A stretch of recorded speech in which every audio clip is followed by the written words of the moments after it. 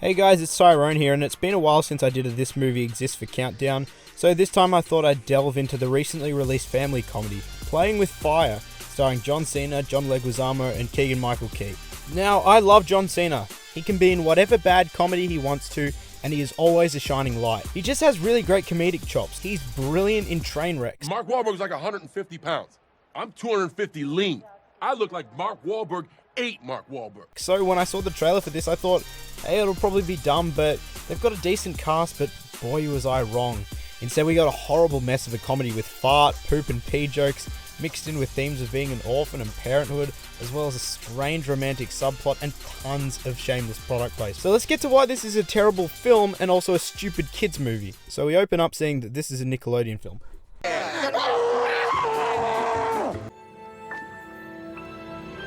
This logo sounds like the Star Trek theme. So we start with Uptown Funk? What year is this? Oh, look at that graphic. This is also kind of awkward to watch considering it is exactly what we've been seeing in Australia over the last 7 months. Also, shouldn't the music be heroic here? These people are in danger. How about exciting music to set the mood? Not Bruno Mars. So we're introduced to our main characters and... Words of Stormin' Norman Schwarzkopf, if you can't take the heat, get out the kitchen. Not even close. Oh no. This is gonna be a bit, isn't it? What the fuck? My husband sells insurance! Take me with you! I'm literally standing right here. Poor guy. Also, I thought this was a family movie, and right out of the gate we get this. You see the lighting of this scene, and it's got that ugly Nickelodeon movie look. Like, come on, you got Key for this shit, and you can't put in a bit more money to make sure it doesn't look like Girl Meets World? Is that a show? I don't fucking know. Also, right out the gate we have our 4 stereotypes. The white strong guy, the black best friend, the wacky Latino, and the European silent big guy. We find out that Kitty from Arrested Development... Say goodbye to these. Oh, no. The last time you're going to be seeing these for a while. used to date John Cena, but apparently he was too attached to his work. So I'll give you a guess as what's gonna happen with them. I'm no firefighter, but I know that the fighters have heavy protection over them, and a face mask as well. He should be coughing and spluttering from smoke inhalations right about now. Also, this situation is a convenient time to show how heroic John Cena is, but instead they just insist on having so much awkward slapstick comedy. I would have thought kids would have liked to see what firefighters do in perhaps a slightly over-the-top way, but instead we need to watch John Cena argue with this little shit. What does a smoke jumper do? Oh, we jump into fires to fight them. Firemen fight fires. Yeah, but there's over 1 million firefighters. There's only 336 smoke jumpers. 1 million is more than 300. Now, if I didn't know any better, I would say that that was sarcasm. So why don't we just take it down a notch, sister, okay? Maybe a little gratitude would be helpful. Hang on a second, is he doing the Obama anger translator thing? Or in the words of Mahatma Gandhi, it's bad. Real bad. Nope, not even one thing about that was right. This is such a dumb bit, but I'll admit, I laughed. Gonna go eat some soap.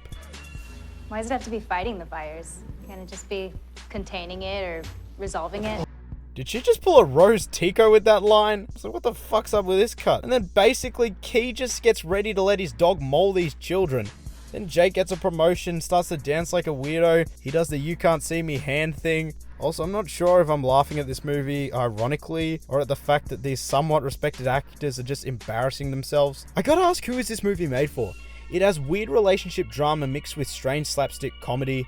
I reckon kids in the cinema would be running around in the cinema by now, kicking their seats, pestering other people, flipping over seats. There's nothing going on to keep them interested.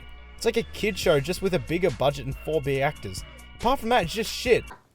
Boom boom, what's boom boom? She go poop.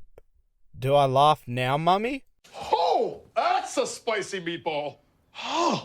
That's a spicy meatball? This is awful. It's like I wrote the dialogue for this ironically. We see America's gun culture being nurtured at a young age. Fuck you, Ozzy, Second Amendment, you bitch! Guns save lives! Then we get this poop joke, and the trajectory of it makes no sense.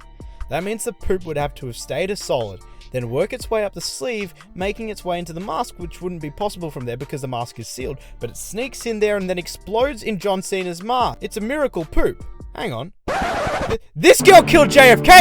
Lee Harvey Oswald is innocent, he died for nothing! Alex Jones, I got her! It was this girl and her telekinetic abilities! Why wouldn't they protect their faces in here with the extreme heat? Didn't they see raiders? I do like this moment of slapstick. It's like Jackass or something. Why? They died. I had no idea. I'm sorry. Yeah, you had no idea because these little shits deceived you. Then we get another scene where they talk. And you see what I mean by, who is this made for?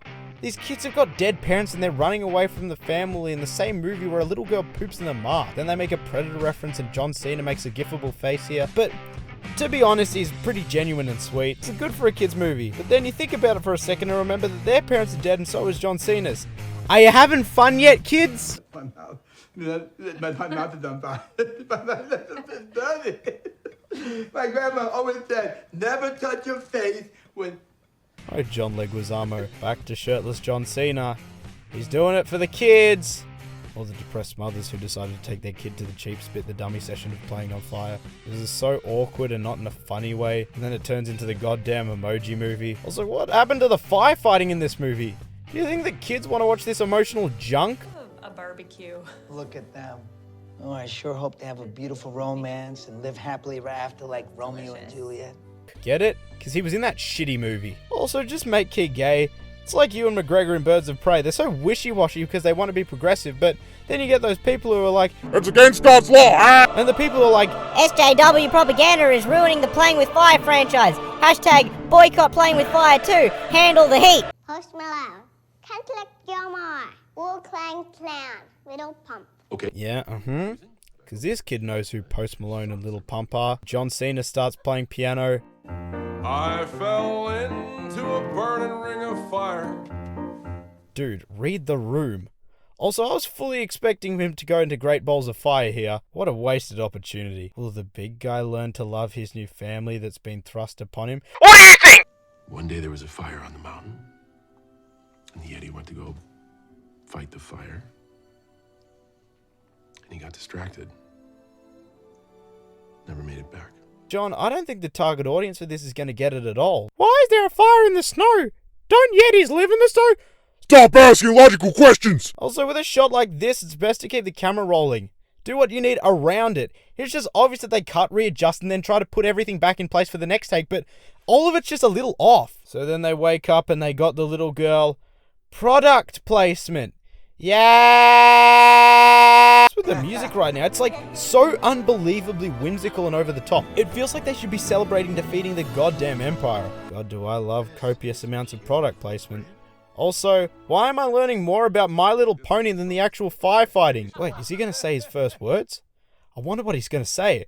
I wonder what amazing payoff the writers have thought of. My little pony,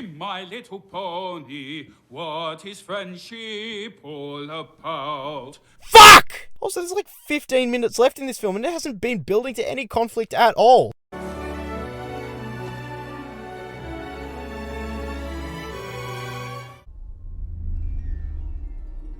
Hello, Ricky. Kleenex. Wipe away your problems, bitch. I told her not to come until tomorrow. Told you that! Oh, I'm so sorry. Oh my god, where have I seen this before? Don't let her take us, Mr. Drew. Tell her you want to keep us. So the kids hijack a car, end up over the side of the cliff because of a goddamn rabbit. I hit a rabbit a few weeks ago with my car. I went back and it was still twitching. Dad said let the fox take care of it. Car! Everything's gonna be okay. You don't know that, asshole! So he saves them and it seems like Man Meat has finally learned to love his new family. Now this just means that Judy Greer gets to be a mother in another movie. We get an emotional farewell, but then psych! Don't leave. Stay. With me. You mean here? Alexa, play BTS. And then, oh no! Please, God, no. Poor John Cena. Then they pull a cheap shot and start showing the outtakes. Funny. So, Playing with Fire, it's kind of bad as you would expect it to be. A horrible assembly production with decent actors with enough fart and poop jokes to entertain the kids. Except, there isn't. There's only one major poop joke in the film, and the rest of the film is trying to deal with these weird dead parents. Parenthood, relationship drama, and it all just falls flat in its face. It's never funny at all. At least Key was trying to have fun and John Leguizamo was doing something? But the product placement of Nickelodeon products is so aggressive and forcing it at the audience, just ham-fisting it.